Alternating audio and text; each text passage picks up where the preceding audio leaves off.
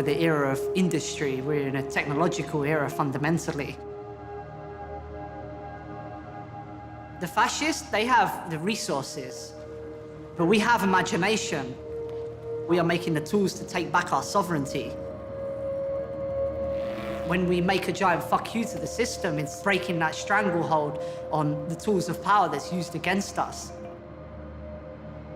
The fascists always use the narrative of we are the white knights in shining armor protecting against the threats.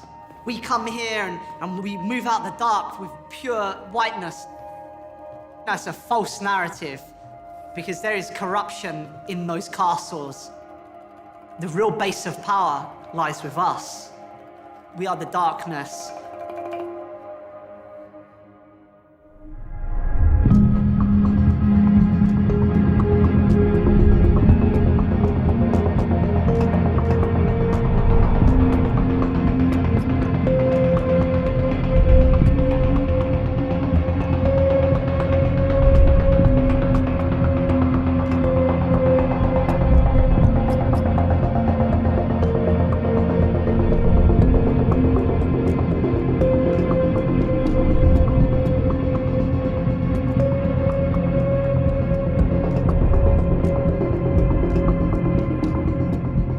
Which potentially could have very far-reaching implications has just started in New York City.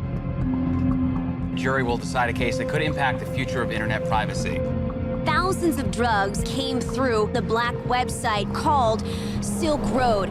The government overstepped their boundaries to acquire the info they claim they have. This is not going away. This is going to be the biggest takedown of what is currently in existence.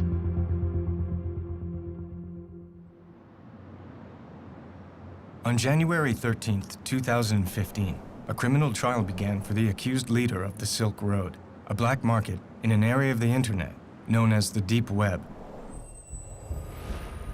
The Deep Web is vast, thousands of times larger than the visible internet, what's called the surface web. But the Deep Web is not a place. It simply accounts for all of the unindexed content online, banking data, administrative code for governments, corporations, and universities. It's like looking under the hood of the internet. Over time, the Deep Web became inhabited by people of all types who wanted to use this terrain for privacy. This hidden area of the Deep Web is called the Darknet, and it's accessible with a software service called Tor, originally developed by the US military and now open source and publicly funded. And while law enforcement and the media have painted a picture that Tor and the Darknet are nefarious tools for criminals, it's important to understand that they are largely used for good by government agencies, journalists, and dissidents around the world.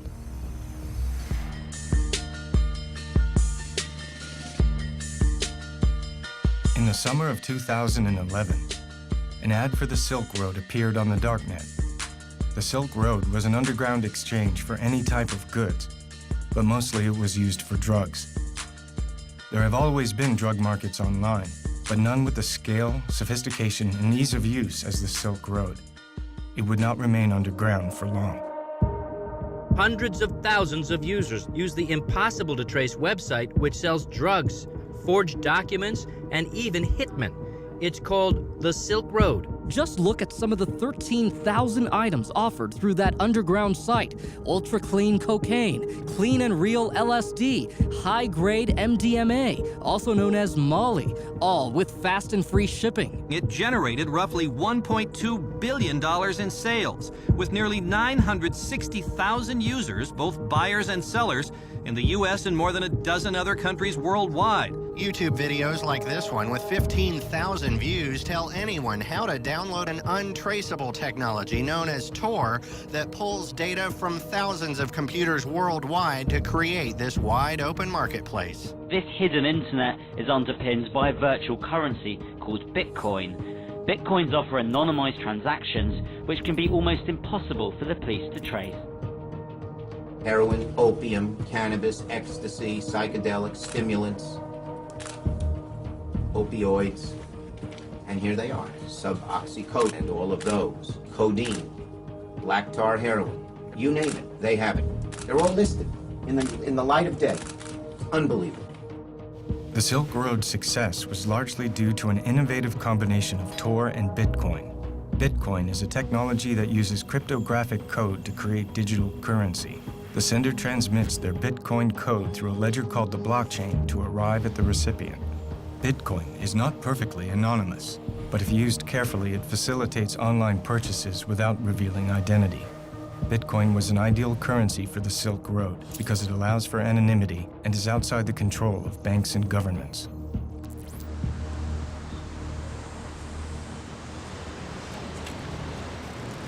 I really became aware of the Silk Road when Adrian Chen at Gawker did his profile.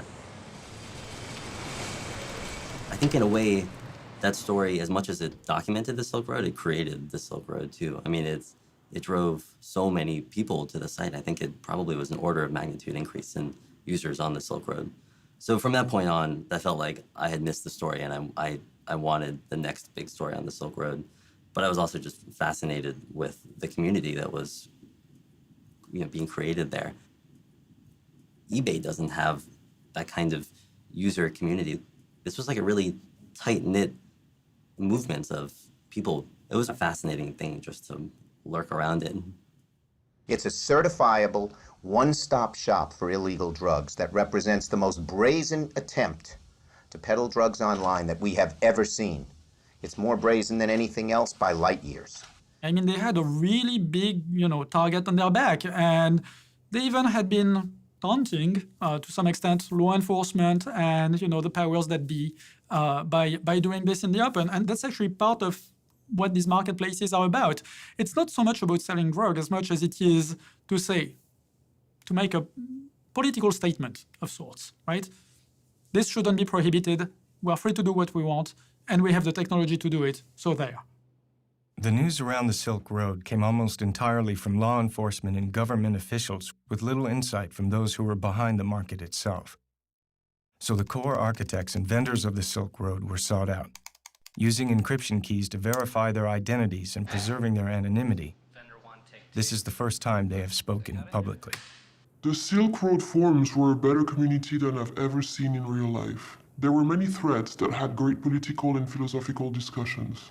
Sure, there were illegal things going on, but this was a real community of like-minded people. The Silk Road didn't appear to have a single leader. There were the regular posts from the system's administrator, but otherwise the service appeared to be primarily community-run. Then on February 5th, 2012, after a highly successful first year of business, the Silk Road administrator made an announcement.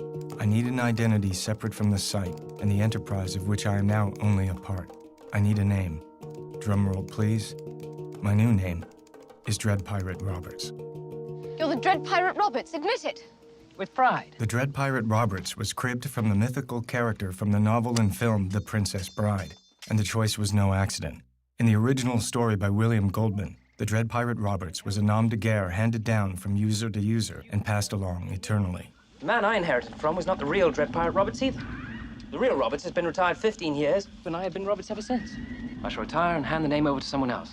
This Dread Pirate Roberts, or DPR, would come to spearhead the Silk Road forums and was generally assumed to be the creator and owner of the site. The Dread Pirate Roberts to me seemed to be kind of the most interesting figure in that whole world. On the Silk Road forums, he was constantly posting these manifestos and love letters to his users and libertarian philosophical treatises, and he even had like this Dread Pirate Roberts book club where he hosted discussions of Austrian economics and free market philosophy. At the same time, nobody knew who he was. He had never spoken to the press before. I approached him on the Silk Road forum mid-2012 and started kind of just like trying to persuade him to talk, chipping away at him and just bugging him constantly. The actual trigger, I think, that made him decide to talk was this competing dark website called Atlantis. They were really much more aggressive in their marketing than the Silk Road. They put out this YouTube video advertising Atlantis as the new, better dark web drug site. So when I went back to the Dread Pirate Roberts and said, I'm going to do this story, it can either be about Atlantis or it can be about you, I think he realized that, that he was a savvy business guy who realized he had to talk at that point. He did have a kind of political message that he wanted to get out, and I could see that in what he was posting on the forums. So I kind of played up to that, and I told him, like, I can be the vessel for you to talk about what the Silk Road really represents. And I think that appealed to him. So it took 8 months, but finally he did agree to an interview.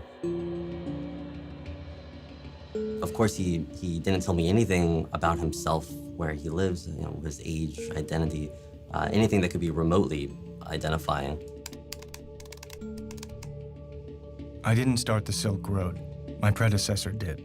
From what I understand, it was an original idea to combine Bitcoin and Tor to create an anonymous market. Everything was in place. He just put the pieces together. The most I'm willing to reveal is that I am not the first administrator of Silk Road.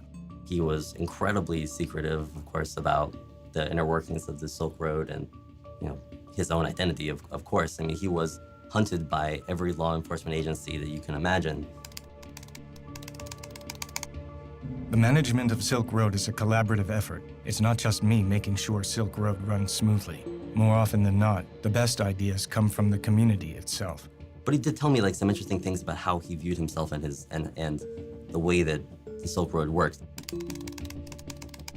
We don't allow the sale of anything that's main purpose is to harm innocent people, or that it was necessary to harm innocent people to bring to market. For example, anything stolen is forbidden. Counterfeit money and coupons which are used to defraud people. Hitmen aren't allowed, and neither is child pornography. No substance on Silk Road falls under those guidelines. This went beyond just, you know, like legalizing marijuana or even heroin.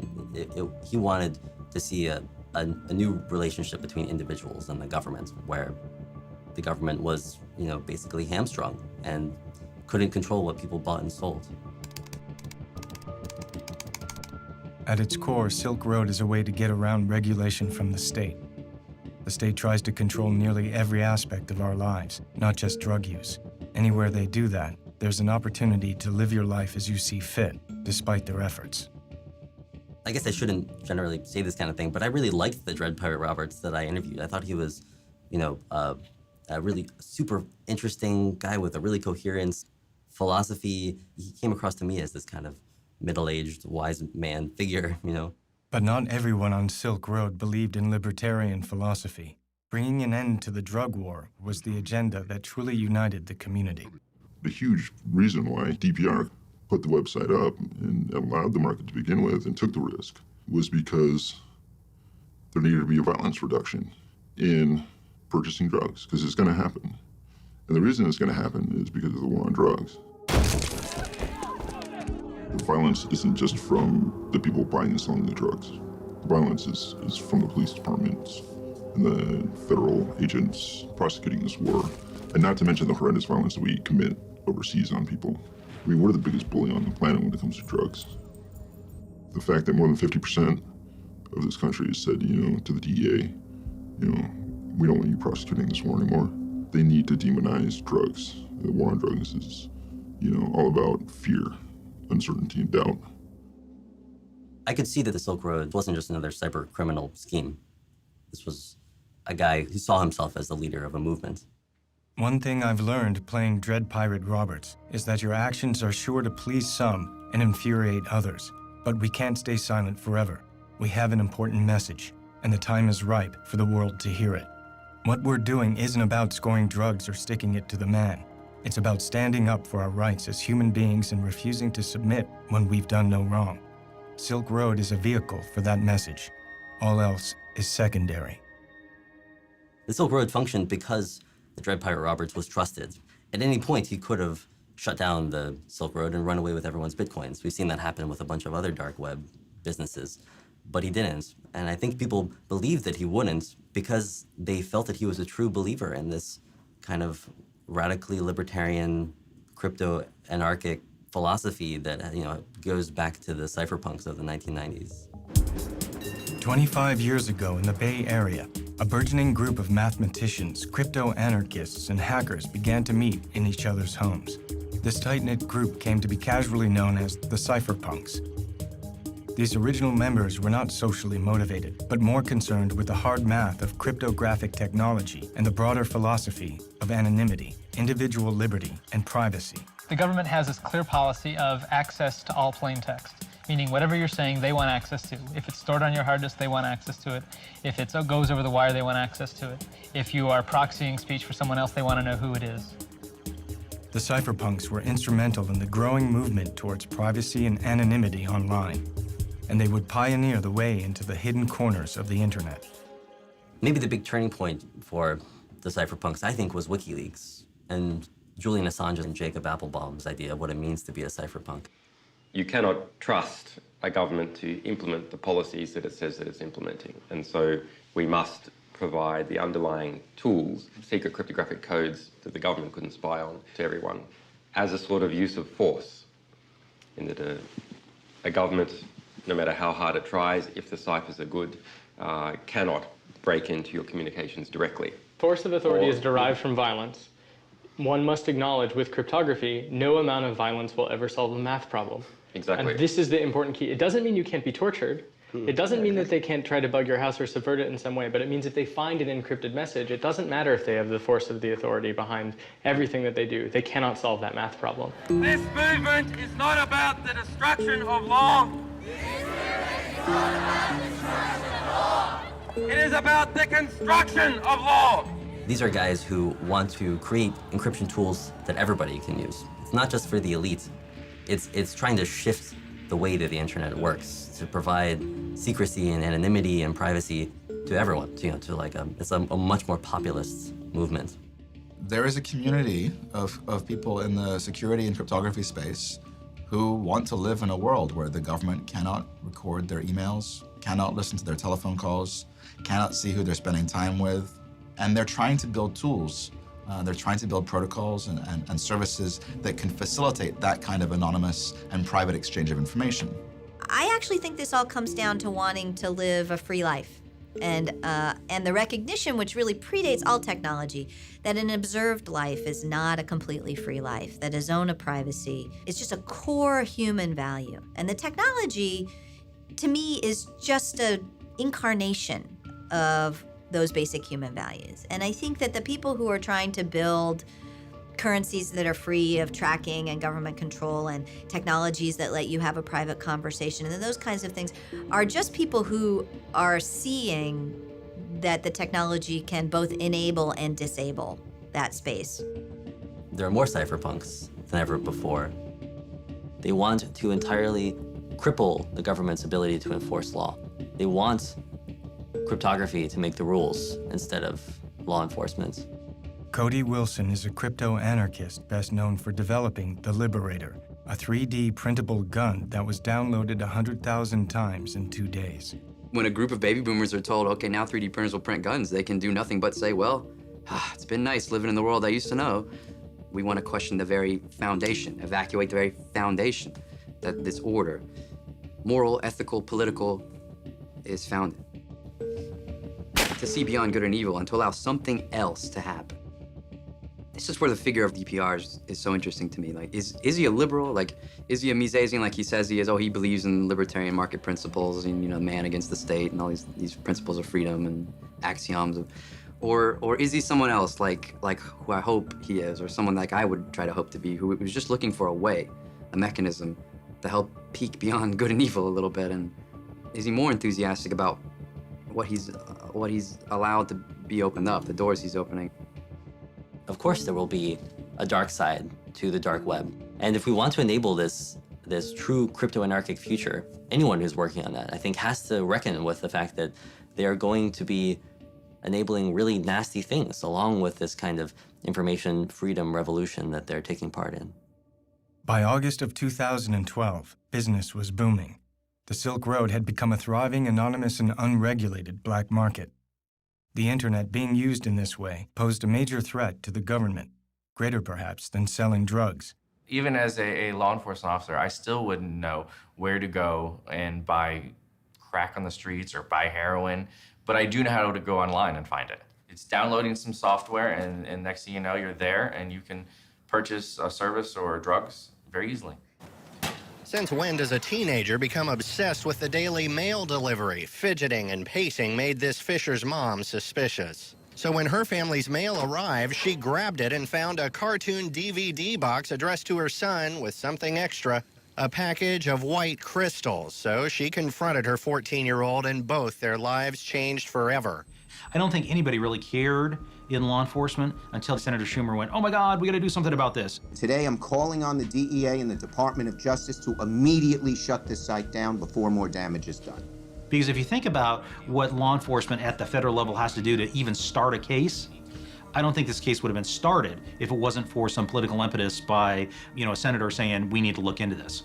The FBI today shut down what it's calling the most sophisticated internet site in the business of selling hard drugs, including heroin, cocaine, and LSD. Anyone trying to log on to the website today found this notice shut down by the FBI. It was a sophisticated electronic smokescreen, and it took federal agents almost 2 years. They were able to infiltrate the site, but they made some of these purchases themselves using undercover identities. The secretive Dread Pirate Roberts was arrested in the most unlikely of places, this local public library in this San Francisco neighborhood. The FBI seized $3.6 million of Bitcoin's biggest haul in its 5-year history.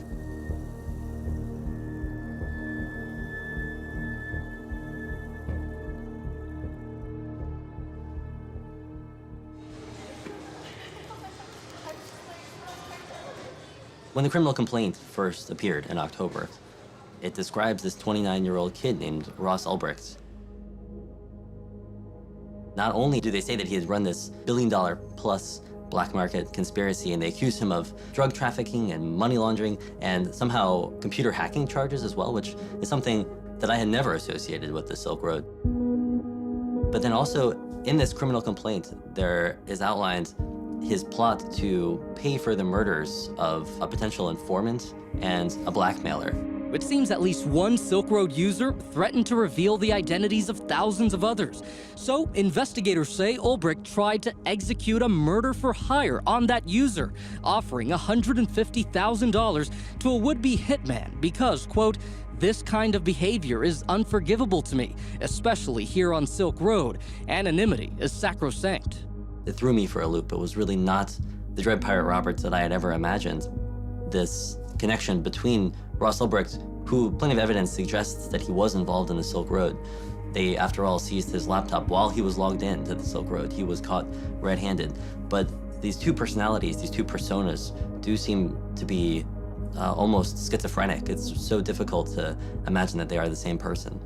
And so the FBI's whole case is based on the idea of if they can show that Dread Pirate Roberts is Ross Ulbricht? Right, that's the most important part, right? Because he was trying to hide his identity on the site as well. So the first thing they're going to have to do is definitively link him as the person who runs the site.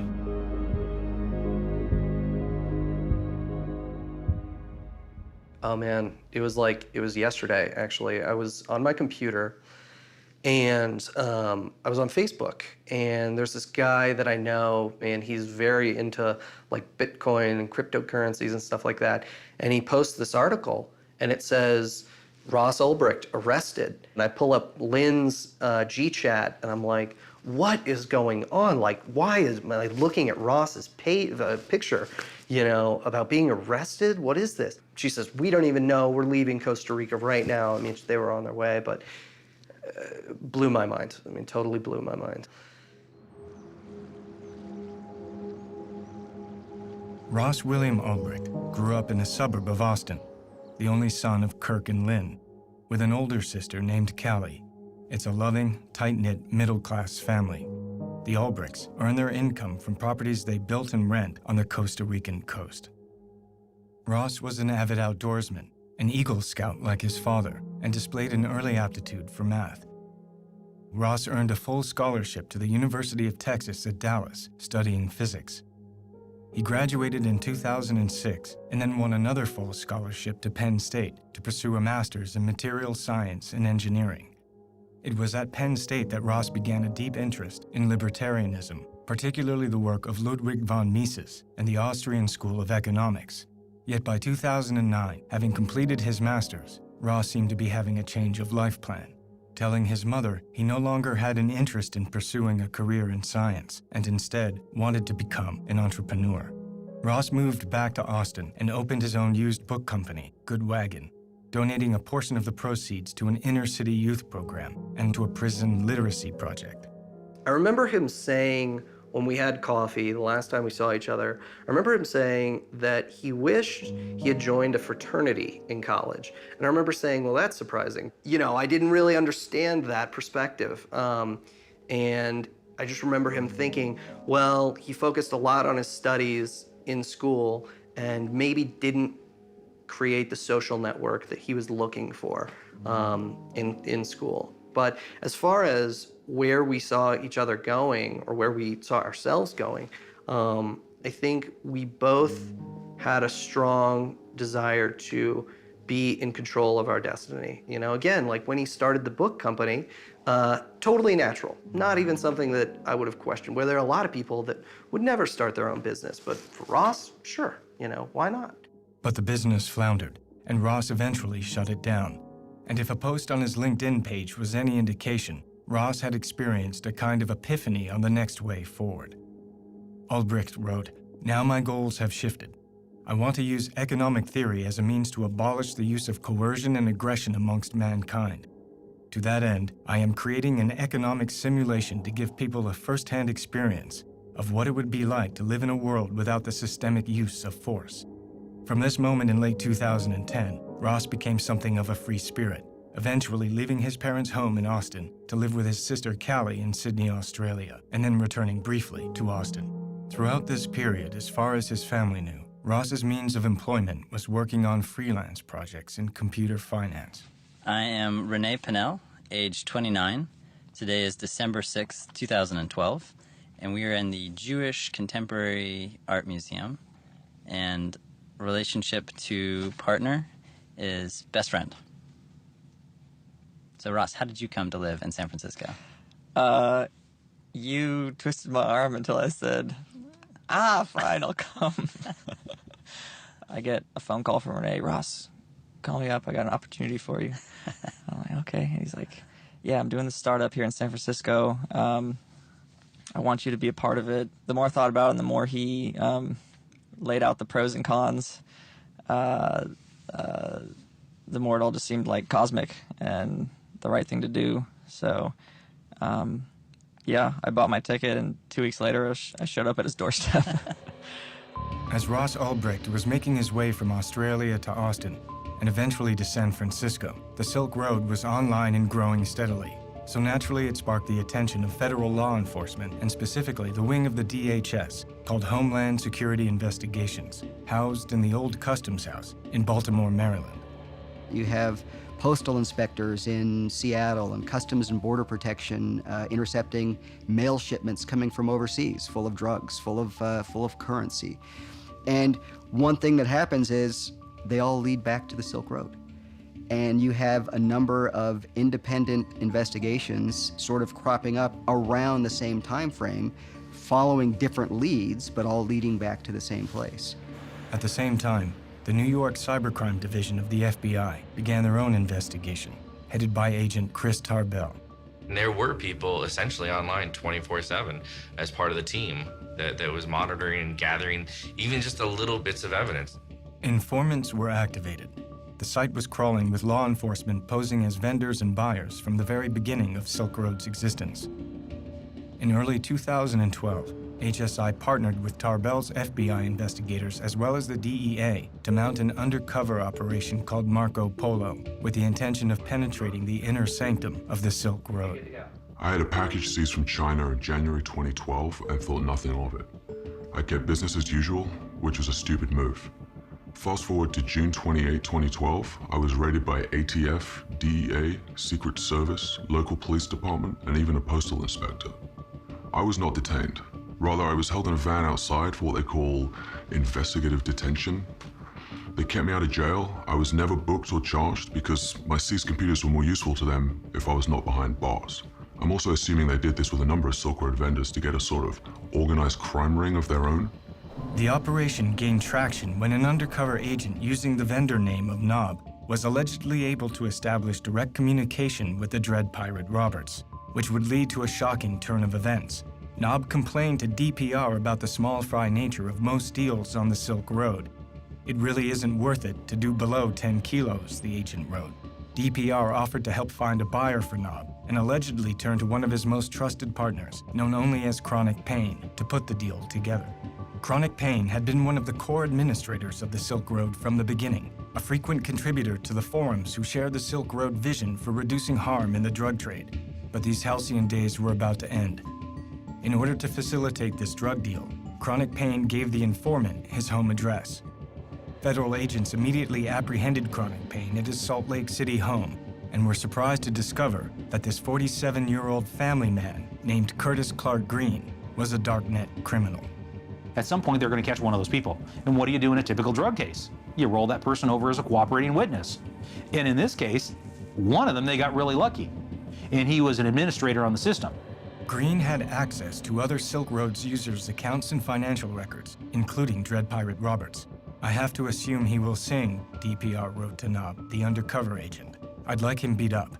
Then the next day he allegedly wrote, "Can you change the order to execute rather than torture?" A murder was staged, and a photograph of Green's bloody body was sent to DPR, who paid for the hit in Bitcoin. There would be 5 more alleged murders for hire, including ordered hits against a blackmailer, a scammer, and an apparent contract with the Hells Angels. The names of 2 of these victims were found to be fictitious, and authorities have no evidence of any murders being carried out. The alleged attempted murder of Curtis Green allowed the authorities to obtain an indictment against Dread Pirate Roberts, charging him with drug offenses, attempted witness murder, and murder for hire. Of course, they still had no idea who the Dread Pirate Roberts actually was. So the embedded agents continued to communicate with DPR, and DPR continued to respond. In June of 2013, Ross moved into an apartment that he found on Craigslist. Allegedly, he did not give his roommates his real name and was known as Joshua Terry. At the same time, IRS agent Gary Alford was investigating the Silk Road and through a simple Google search was able to locate an early email on the open internet discussing the launch of the Silk Road marketplace and connect that email to an account owned by Ross Ulbricht. 1 month later, postal inspectors at the Canadian border seized a package of fake IDs with Ross's image that were en route to his home address. Ross was visited at his apartment by several DHS agents. The agents handed Ross a false California driver's license that bore his picture but a different name. Ulbricht denied ownership or knowledge of the fake IDs, and the agents simply left. If you suspect somebody may be involved in a large-scale criminal enterprise, going and knocking on a door with some evidence of fake IDs is important. Because you can see the guy face to face, you may get some useful information out of an interview. You may or may not want to take him into custody on the spot. Let's sit back and let's really go after this in a much more global way, if you will, because there's a lot more here than just one count of fake IDs. The next big break in the case would be achieved by FBI agent Tarbell and his cybercrime team, who had somehow located the Silk Road servers in Germany and Iceland. How these hidden servers were found has been a matter of controversy, but the FBI had their own copy of the Silk Road server, and now they hope to finally unmask the Dread Pirate Roberts. And I decided that there was a flaw in this setup somewhere. I couldn't quite put my finger on it, but there was a flaw, and I called up my partner, said, there's a flaw, we've got a limited amount of time, we need to make our money and get out now. Over the course of a year, a Chicago-based agent from the DHS named Jared Deryagian had been embedded in the Silk Road, now posing as a high-ranking moderator named Cirrus. With both the evidence connecting Ross to the launch of the Silk Road and the incident with the fake IDs, Ross became one of the primary suspects. On October 1st, in a coordinated effort between Deryagian from the DHS and Tarbell's FBI squad, a sting operation was launched. According to Deryagian's testimony, he staked out Ross's new residence, and using his pseudonym of Cirrus, Deryagian initiated a conversation on the Silk Road with DPR. Moments later, Ross went to the Glen Park Library, apparently to use their Wi-Fi, and when Deryagian saw that DPR was logged back into the Silk Road, he gave the order for Tarbell and his squad to move in. It's an excitement that you couldn't even buy off Silk Road. All the drugs you could buy on the site, it's not the same exciting as catching the guy. It's an adrenaline rush. Ross was apprehended before he could encrypt his laptop. He was allegedly logged into a Silk Road administration panel for customers needing DPR's attention. He was a dream for drug users because he was very technically adept and he was able to hide both the website that he put together and the actual sales of illegal drugs that the drug sellers would make on his website. The Silk Road was seized and shut down, and charges were announced against a number of core partners and vendors from the site. Ross was held for over a month in a jail in Oakland, awaiting extradition to New York. Ross's family was able to raise over $1 million for his bail, but the prosecution argued that due to the alleged murders for hire, Ross was too dangerous to release, and so his bail was denied. I thought it was the wrong decision. He wouldn't have been a flight risk, and he's never been and is not a danger to anyone. For him to say, "Oh, I'm gonna, put a hit out on someone," it's ludicrous. I could understand it being one of these other DPR workers getting all egotistical and crazy and maniacal and doing it. That I could see. There was more than one person using the DPR account? I believe it was at least 2 other people, if not 3, at one point. Doesn't matter. That's why they're dredging up this,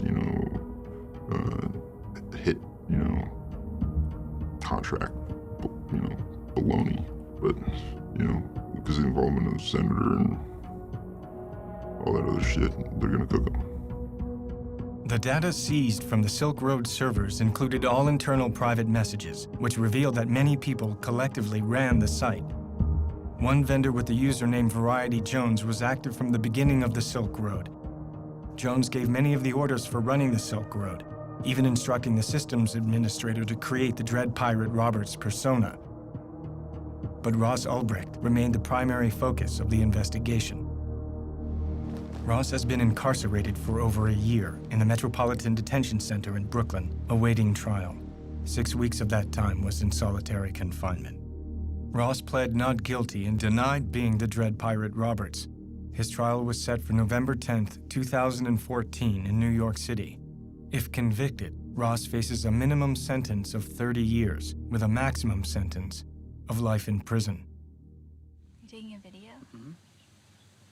Should we? He's a hairy fucker. Yeah.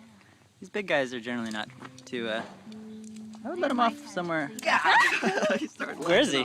It's hard. It's hard on a family. It really is. Especially when you love that person so much and you believe in them so much and you have such a daunting Goliath of an opponent. It's challenging. It's kind of like a death in a way when you go like, no, that can't be true. And then you're like, oh yeah, it's true. And you go through that kind of shock. His dad, my husband, of course, he's trying to keep our business going so we have livelihood. And his sister is in Australia, and she's been helping too from there. I'm Ross's sister, and I can tell you he has been a man of his word and honor all his life. I was shocked to hear the news of his arrest, but felt even more dismayed at what the media was writing about him, not even knowing him. I read things by people who don't have a clue who Ross really is. He's been tried and convicted in the media. Nothing has been proven at all. I don't know what's happened to the presumption of innocence in this country, but it is a constitutional right here that we are innocent until proven guilty. Ross sent me this picture of himself about a week ago. It was taken a couple weeks ago in prison. I guess sometimes they go around and take pictures for the families. He is doing well as can be expected, of course, under the circumstances. And finally, after 5 months of delays, he has had access to the discovery, the evidence that the prosecution has. And so he's been working very hard going through that. We are asking the prosecution, how did you find the server? And they're not saying. We have to know how they found the server in order to see if Ross's Fourth Amendment rights have been violated. And how would anyone know if the evidence had been tampered with or anything else if it's not revealed how they found the server? There were 14 searches and seizures in this case, which is a fishing expedition into a person's total property, unlimited rummaging through all of their things to see what they can find. When the criminal complaints first appeared in October, I think the supporters of the Dread Pirate Roberts and the Silk Road just scattered, because suddenly this thing that had seemed like an idealistic community built around nonviolence and, libertarian free commerce suddenly seemed instead like this bloody criminal conspiracy. And a guy who probably otherwise would have been a kind of political cause celeb who would have had all of these supporters calling for his freedom, instead was treated as an immediate pariah. He was seen as a criminal. So there's a lot of circumstantial evidence, if you want to call it that. There's a lot of technical bits and pieces involved. It got really crazy in the middle of that. It's sort of, one thing is taking down this online drug market, another thing is pinning a number of murders for hires on top of it. It just seems really, really far-fetched. The 29-year-old seemingly clean-cut entrepreneur was living a secret life as a digital drug lord. They're claiming that he's living in a manner of a head of a cartel. The distinctions between Ross Ulbricht and the head of a cartel, you don't have to see too many movies to recognize what the differences are here. Then when the indictment finally came out, there were suddenly no charges around these murder-for-hire accusations, only the drug trafficking and money laundering and computer hacking. They had 6 charges. They used them against him to deprive him of bail. And yet 2.5 months later, the prosecutor didn't indict him. What they did instead was they called it an uncharged crime. Well, if something's a crime, don't you charge someone for it? And if it's not a crime, why is it there? Because it's prejudicial to a jury to have that sitting there, unproven, just smearing him. The portrayal they want is of someone who they can present to a jury as not having redeeming value. It's a way of poisoning the atmosphere so that the jury doesn't focus on the allegations, but focuses on this atmospheric that the government has created that in some sense is a diversion, appealing to the emotional aspect of it, so that if the proof is weak, the benefit of the doubt doesn't go to the defendant where it belongs under the presumption of innocence, but it goes to the government because, hey, there are these awful things lurking out there which aren't part of what we're supposed to find. The government doesn't have to prove them beyond a reasonable doubt, but they've injected them in the case in a way that is toxic to a impartial evaluation of what the evidence is on the charged crimes. So people come in with a preconceived notion, and that's halfway there to guilt. Previously, the murder for hire was in there as a charge, and then it was dropped. But it's not gone away. It's included as what they call an overt act in the conspiracy and to sell drugs. And so they actually made it one of the things to support the larger drug conspiracy, to either get at trial or get him to plead. It seemed like this bait and switch that the government had accused him in this almost informal way of murder, so that when he was charged with these nonviolent crimes in the end, he would still be seen as a violent criminal. I think that has really been effective in coloring the portrait of Ross Ulbricht. Ever since Ross's arrest, he and his best friend Renee Pinnell have remained in regular contact. Renee declined to give substantive interviews to the press for fear they would be used against Ross in court, but agreed to answer questions via email.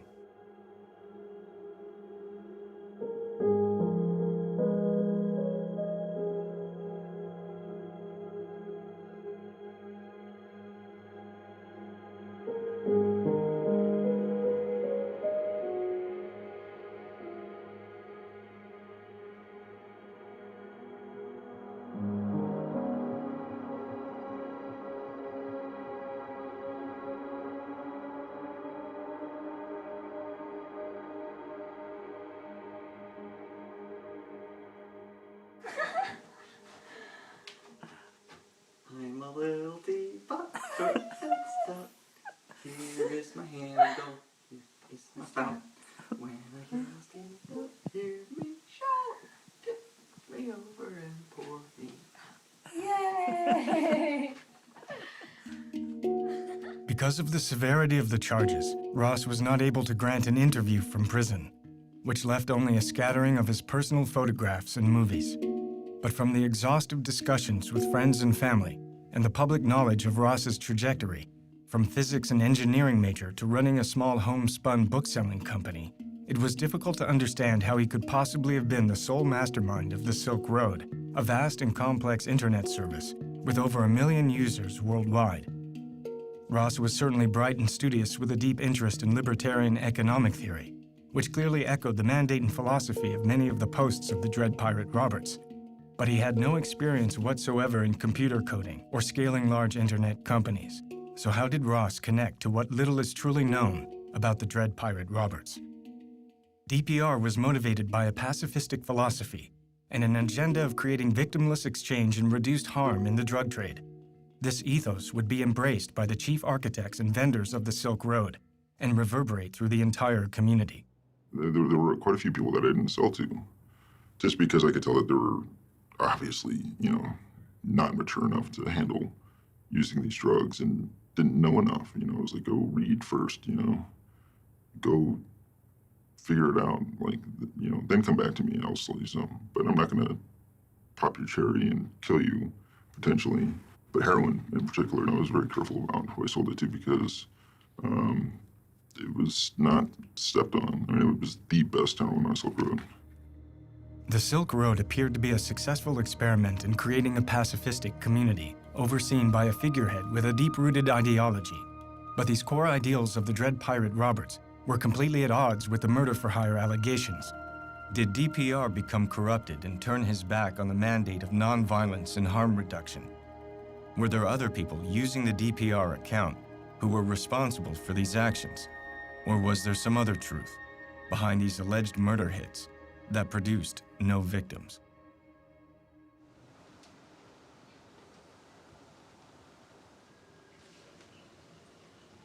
We don't know the first piece of evidence that led the feds down this chain of investigation to the San Francisco library where Ross Ulbricht was arrested.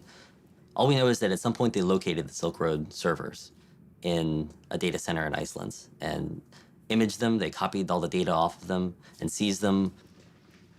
But we don't know how they found those servers. The whole idea of the Silk Road was that it ran as a Tor hidden service, which means that Tor protected its physical location and made it very difficult to locate the computers that ran it. So the mystery of how the FBI or the DEA or possibly the NSA located those servers is still unsolved. And in fact, hasn't been mentioned in any of the legal documents surrounding Ross Ulbricht's trial. I think his defense has seized on this as something that the government doesn't want to talk about.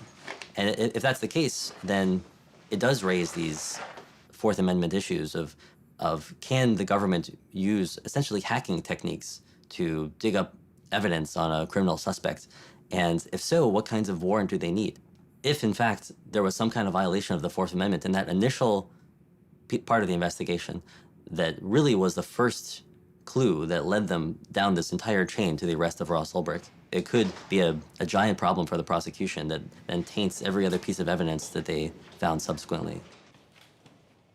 The government has prosecuted other people for doing essentially what the government did here, which is trying to get underneath the public face of a website. And they have alleged that getting at information that's not supposed to be publicly accessible by sophisticated computer inquiries or activities, that is a violation of federal law. So here, and that's why they always say, we didn't do anything wrong, we didn't do anything in violation, but they really know what's at stake here because they've actually prosecuted people for the same thing. And the government's affidavit, the affidavit from Agent Tarbell about how they got to the Silk Road servers has been met with incredulousness by the internet community. The Tarbell Declaration, to put it politely, seems vaguely disconnected from the truth. Depending on which security expert you ask, you will get, it's vaguely disconnected to the truth to something filled with, it is a massive pile of bovine excrement. What Tarbell's story is he was typing away his computer, visiting the Silk Road website, and the CAPTCHA was transmitted in the clear, and he somehow saw the IP packets go directly to the server.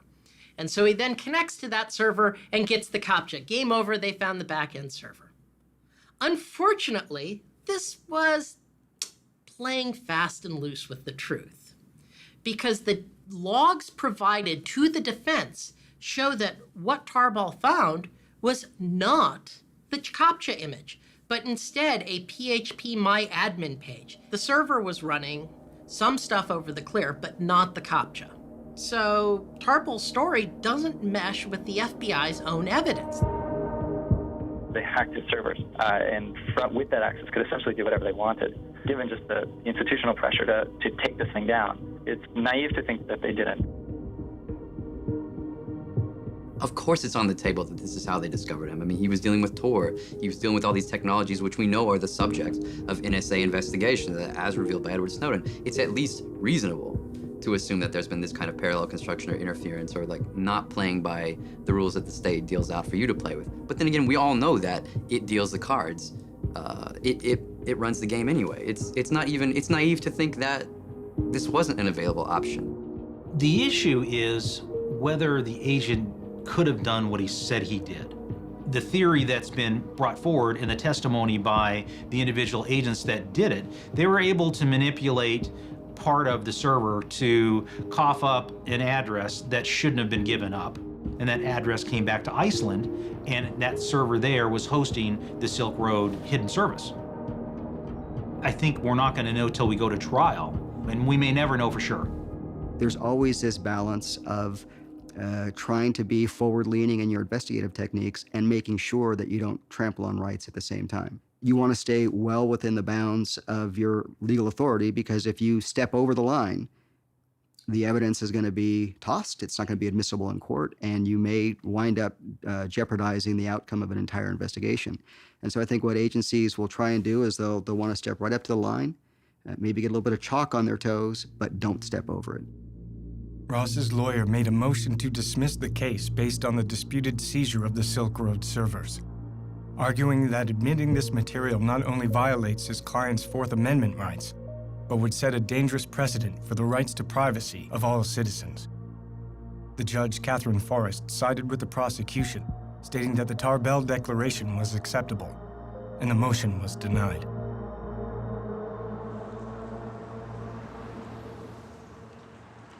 Search and seizure law in the digital age is really doesn't have the limitations on it that it does in the physical space.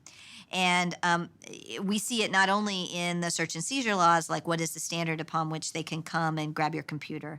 What kind of searches can they do on your computer once they have it? Do they just get everything? We see this at the border, or we see this at search incident to arrest. People now carry around smartphones that have their whole lives in them. And if they get stopped, law enforcement is certainly right now in a lot of places taking the position that absolutely anything that's connected, that's on that device, including logging into your accounts that you can log into from that device, is fair game. If the prosecution gets away with this warrantless seizure of Americans' data, as well as all these other foreigners, it could have a lasting precedent for how the Fourth Amendment works in the digital age. And I think that, in fact, may be the most lasting effect of the Silk Road. Generally, what happens in the criminal law field is that there's some case of major proportion that is used as a means of changing rules or expanding exceptions to constitutional protections. And once it's there, once the precedent is set, it then trickles down very quickly and very easily into all sorts of ordinary cases where, the ends justify the means. Then all of a sudden, it's now spread. The average citizen may say, well, why is this important to me? Why do I care? I'm not buying drugs on the network. Nobody I know is buying drugs on the network. But it's not just about that. We're a democracy. And informed citizens understand they have a right to privacy, and that the Fourth Amendment protects against unreasonable searches and seizures. Information has to be encrypted. And that goes from a large corporation down to an individual. And so for those who are arguing that information should not be encrypted, certainly that makes it easier for law enforcement to combat, but it also makes it easier for the cyber criminals to attack. It makes total sense that criminals are among the early wave, along with the sort of paranoid people, of these new tools and services, but that doesn't mean that they're the only people using these services. There are a hell of a lot of journalists that I know and regularly communicate with now over Tor. But, for the people who oppose this technology, who see it as a threat, the fact that criminals use it is a great way to demonize it. I definitely do believe that there are people in the U.S. that don't think that the government is doing anything wrong. It's not necessarily something that you're concerned with or that you care too much about or that you're really passionate about until you're standing right in the middle of it. And it's something far more dangerous than any website could ever be. It's what our government has become and how they operate. This goes back to that question of the government kind of trying to treat the internet differently without following the same kind of judicial processes. Well, the Supreme Court has proven that they do not agree. You know, recently with Right. Riley versus California with an illegal search of a cell phone. Precedent can be set that will limit their ability to infringe on our rights. Someone asked how her political views have shifted. Because suddenly she's standing right in the middle of Tor, Bitcoin, the war on drugs, online anonymity, encryption. And she's had to learn a lot of different things, and also just not only just the whole legal system, but everything around the technology and the case.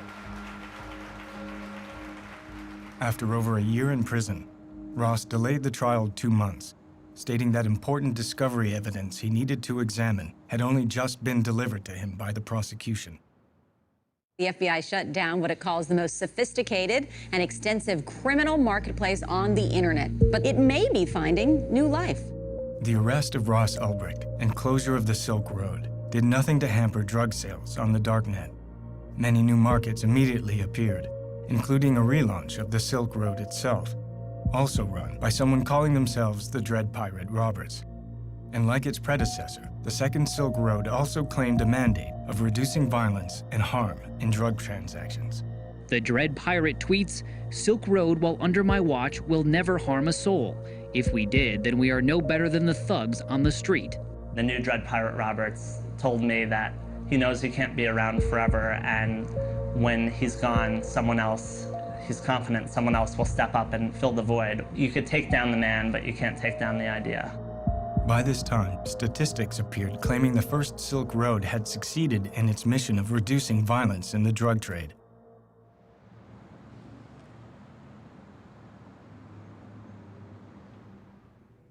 While I was with the Baltimore Police Department in the early 2000s, I had 2 city officers in uniform killed by drug dealers on the street. And there was a family of 7, a Dawson family on Preston Street. They were killed by one drug dealer in one night, mother, father, and 5 kids. And so as the years in the early 2000s start moving along, I'm continuing to think about this from a place of violence and beginning to realize that our policies of drug prohibition were actually counterproductive to public safety.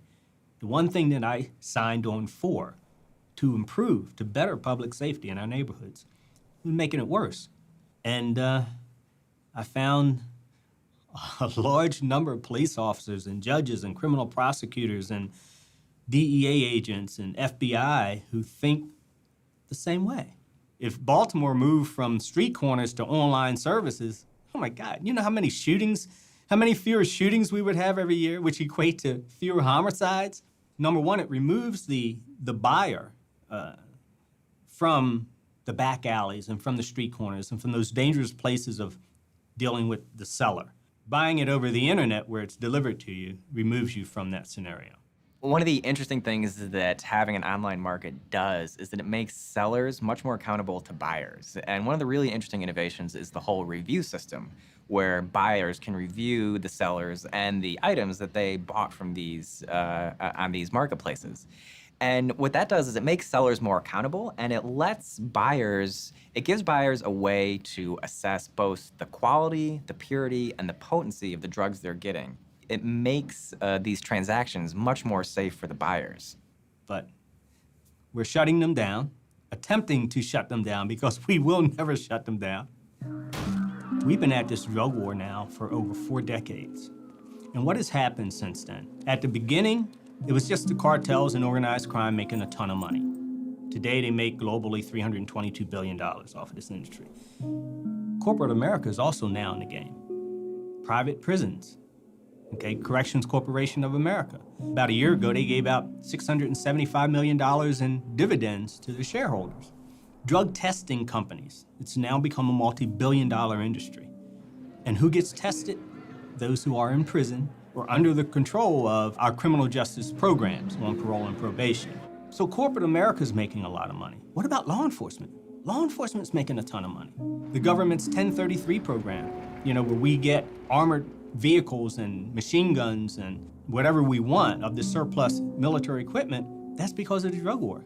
Over the years, we've seen these huge bureaucracies build up around the drug war, around prosecuting the drug war. You've got the Drug Enforcement Agency, you've got the Office of National Drug Control Policy. So a lot of the opposition is just rooted in self-interest among places like the FBI and the DEA, where if you're telling somebody who's been in the FBI for 30 years that drugs are no longer a priority, that's an existential threat to them. That kind of takes away their whole reason for existence. You really have to think about the danger of some of these drugs, the severe danger of addiction, the havoc that it reaps on families and children and careers. And so to say that we need to step back and liberalize, well, that's one approach you can take, but then you've got to look at a cause and effect. If we do this, what are the second and third order effects? The FBI, our federal government, they're going to go in and they're shutting these places down. You know what? New ones just open up. Because there's so much money to be made, they'll continue to open up, and it's just a dog chasing its tail.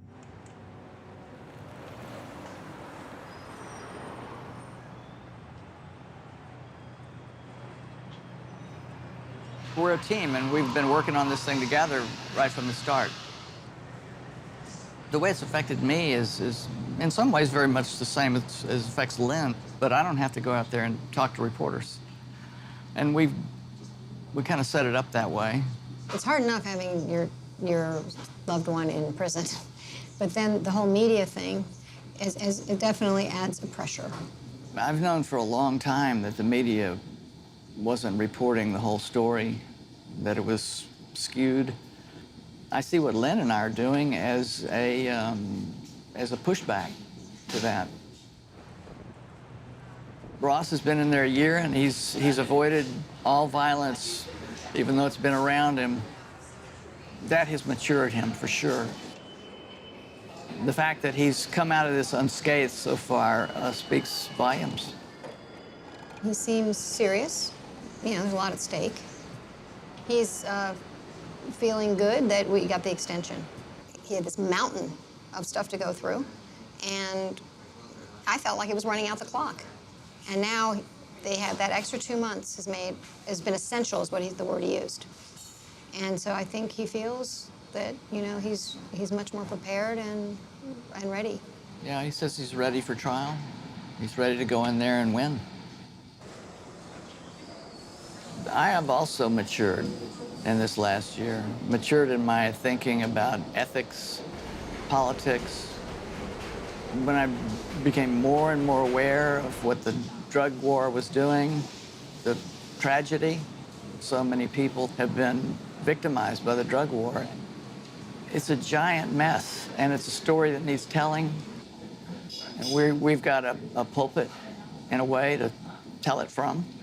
It's so weird to be doing all this, and it's distracting, and it's challenging, and you want to do the right thing, and then it's all about Ross, and then we go and we see him and hug him and talk to him and hold his hand, and it's just like, Ross. It's such a disconnect, and it's just so hard to see him in there.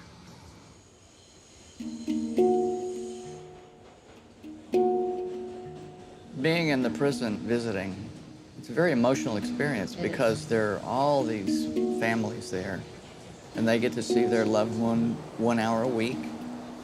And so they're soaking each other up, and you're in a room of 150 people sitting side by side, tight packed, and there's just all this emotion saturating the atmosphere.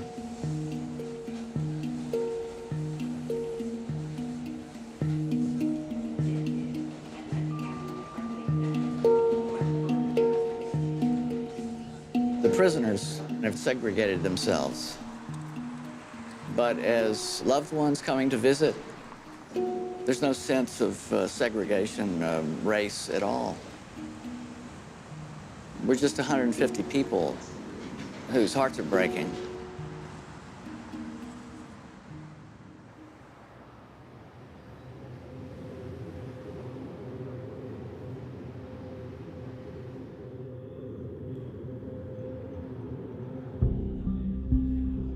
Of all the Snowden disclosures that have come out to date, the one that will have the greatest long-term impact is the revelation that the NSA has been subverting cryptographic standards and making the internet less secure. That disclosure, those articles, have radicalized a new generation of cryptographers, a new generation of computer scientists who are now intent upon building tools and services that can withstand pervasive government surveillance. You see our wireless from Barclays Bank. They like Bitcoin, so they're supporting our work. They're providing us with free Wi-Fi from the bank.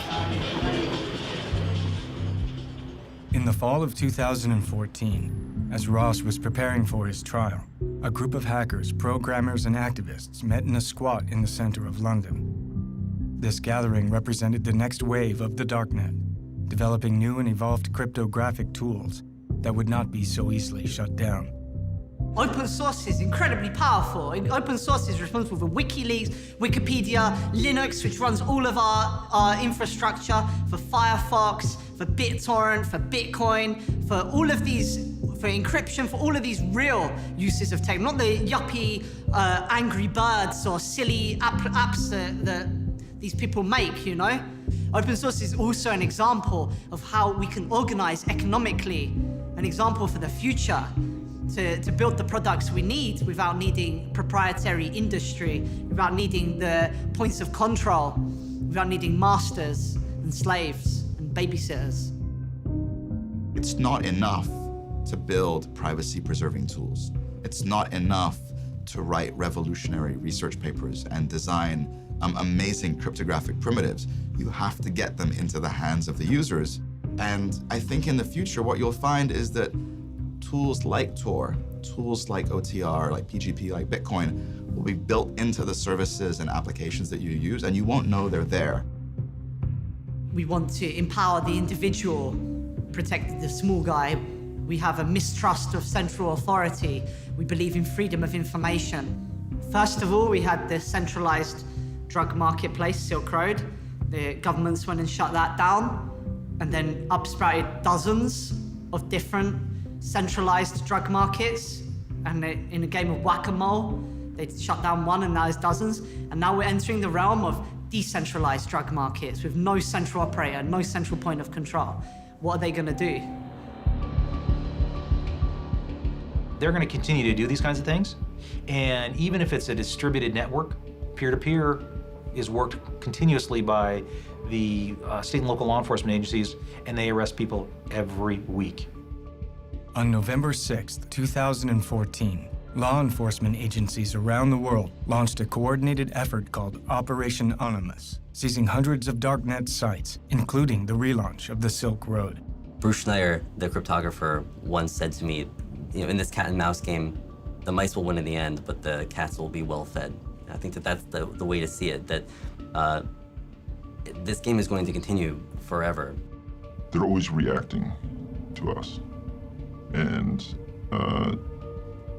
which is fine, but once they've reacted and they've shored up and they've figured out, these are the new defenses, you're not getting past this one, we just gotta sit there and pick at it and get around it again. We're always gonna win. We're always gonna win. There's a reason the Silk Road was so powerful, and I know the cryptos now are writing the kind of automatic Silk Road. Amir helped do this. This is now the peer-to-peer model where there's no one individual administrator, and seeing that as the weak point. Technically speaking, this is all correct, but there's something kind of, I don't want to make him a hero, don't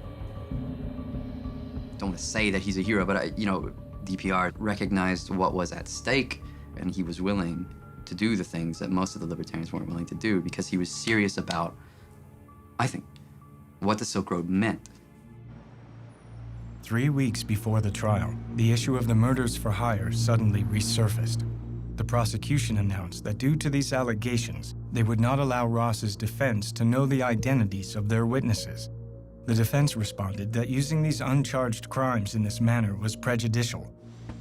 A hearing was called to resolve the matter. The judge ruled that some of the witnesses won't be made available to the defense until right before the trial. It's based on her saying that Ross might intimidate or even murder people from jail.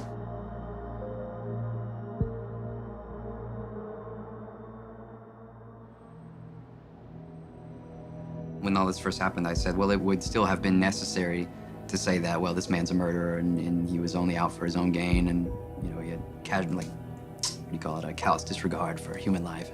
It's necessary to paint a figure that way rather than to make him, a martyr of the war on drugs. I think that's just good planning. I think it's going to be difficult to have a fair trial.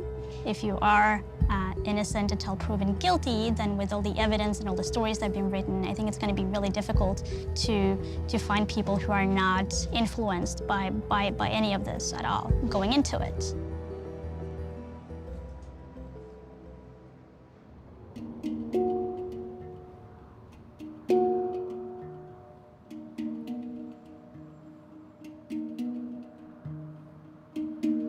The day before the trial, Ross provided a written statement. It was the closest anyone would get to an actual interview.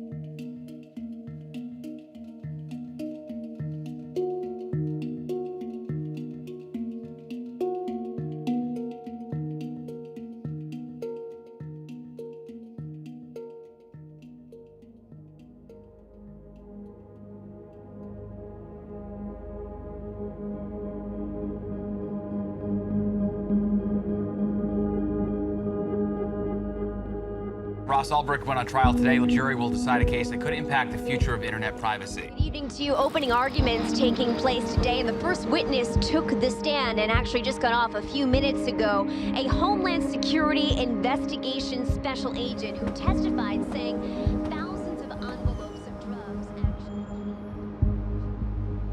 I think everyone was surprised that Ross Ulbricht and his lawyers took this to trial in the first place instead of just taking a plea deal like pretty much everyone expected.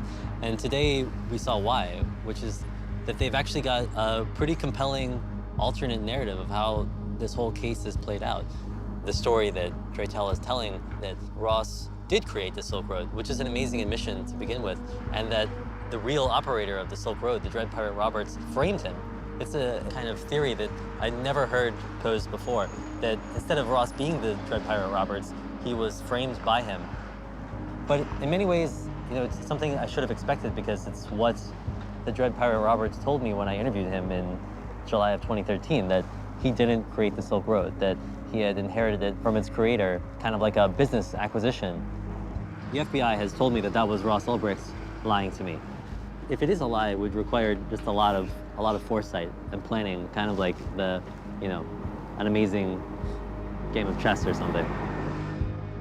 In the first days of the trial, the prosecution presented evidence that Ross kept a journal on his laptop describing his involvement in the Silk Road, and that the Bitcoin seized from his laptop came directly from the site, while the defense would argue that Ross abandoned the Silk Road after creating it, and that the journal and the Bitcoin were planted on his laptop.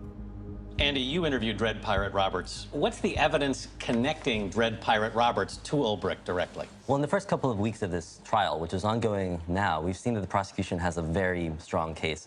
Once they seized his laptop, they found that he had kept a journal.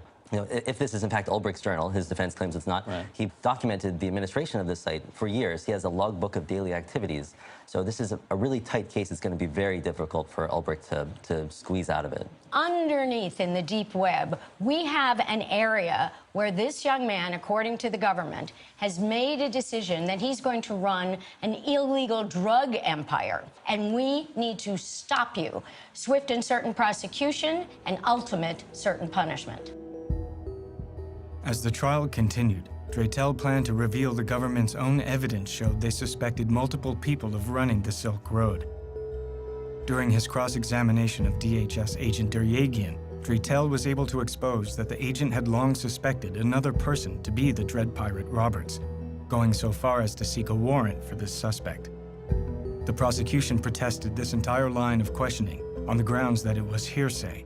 The judge sided with the prosecution, and Draytel was no longer allowed to question government witnesses about alternate suspects that came from the government's own evidence.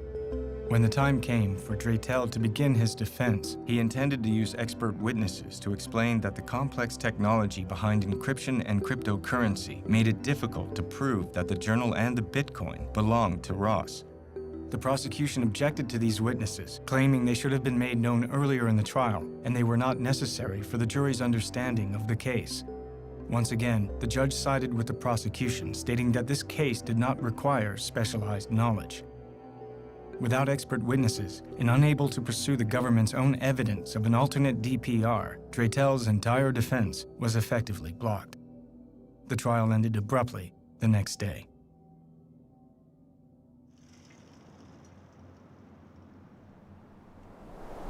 The trial of Ross Ulbricht raised more questions than it answered. Did we really know the full truth of the Silk Road case? Would this case set a precedent for the warrantless search of Americans' digital property? Whatever the ultimate outcome, it was clear that the fall of the Silk Road was not the end of a chapter, but the beginning. And the movement to create tools and services for online privacy is stronger than ever.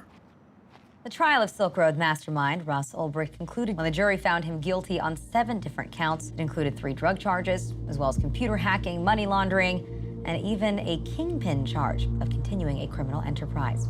Now, Ulbricht faces a minimum of 30 years behind bars, but his defense plans to appeal this decision. Anyone here, all of us, are going to be judged by things for which there is no attribution in real life. There's only attribution on the internet where things can be created, modified, edited, moved, hacked. Was it a fair trial? No, I don't think so. As the actual verdict was read, the word guilty was said 7 times. Ross was just staring straight ahead. I don't know what was on his face, but afterwards he turned back to look at his family, and he had this really heartbreaking kind of stoic smile, and he wasn't crying, but he was just blinking hard. And then as he was led away, his mom said, "This is not the end." You know, that was it. The evidence against Ulbricht was so powerful, and Draytel's strategy had been to try to cross-examine every government witness and to pull out his alternative story through that cross-examination. And when the judge essentially shut that down and said, you have to limit your cross-examination to the scope of the government's initial questioning, that really prevented him from telling any other story. We have a much more informed perspective than the rest of the world. We have meetings that we've had with Josh through the last year and 3 months, regular meetings. We know about how he felt like he might win the case in cross-examination. We know that the government, that his witnesses were blocked from testifying. We were in the courtroom and we saw what happened and the travesty, the appalling obstruction of justice that happened. There was 5,000 pages of government evidence to do with one witness alone, Jared Yegan. None of that was allowed. 5,000 pages, and it was dumped on the defense 10 days before trial. Another 2,500 pages for other witnesses was dumped on the defense a week before trial. And it was full of exculpatory evidence favorable to Ross that was not permitted to be used. All this great, huge field of evidence that came out in the 3,500 material a week before trial that was that would help prove Ross's innocence was excluded from being brought out in the courtroom. It would have been a whole different case. This was the trial that didn't happen. The trial just didn't happen because it was only the prosecution's narrative that we heard. So then what about the hacking of the Silk Road servers? What about the precedent issues of the case? We didn't get that far. You know, we didn't get to even have that kind of public hearing where The FBI has to say how they did it, and then we get to decide whether that was legal or illegal. That's maybe the most frustrating thing about this case from a legal point of view, is that American law enforcement hacked a foreign server, I believe, and they didn't have a warrant, and they completely got away with it, and nobody even gets to ask any questions about it. How's Ross through all of this? He's an amazing guy. You know, he's handling this so much better than I would have. I don't know how I could have taken what he's put up with and been subjected to in this last year and 3 months. And we pray that his spirit won't be crushed by this. It seems that Ross conceived of the Silk Road, that he ran it for its entire existence online. I actually accept that the government has proven that. But Ross Ulbricht is a fascinating character. He invented this brilliant thing. He had principles. He wasn't just a cybercriminal. He wasn't just a drug lord or a kingpin, as he's described in these charges. He was also an idealistic guy. And I'm going to be conflicted about both the kind of virtue of the Silk Road and of Ross Ulbricht as a person, I think, for the rest of my life. I'm not going to be able to come to a conclusion about this.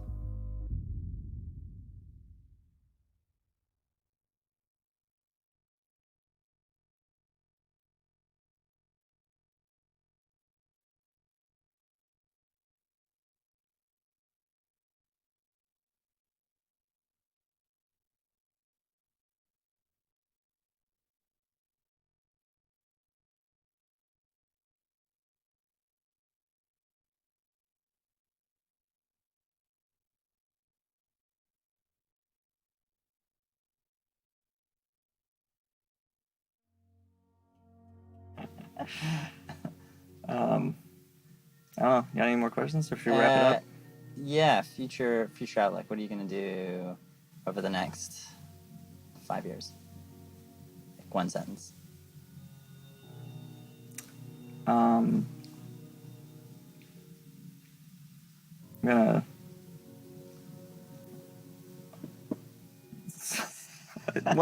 do a few things. So one sentence isn't enough. Damn it.